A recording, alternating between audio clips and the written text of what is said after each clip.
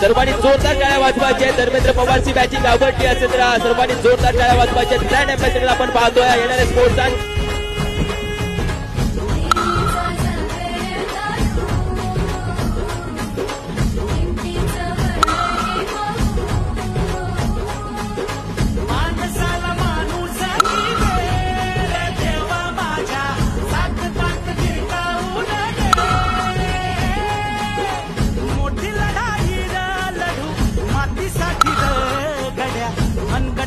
चोरे लावून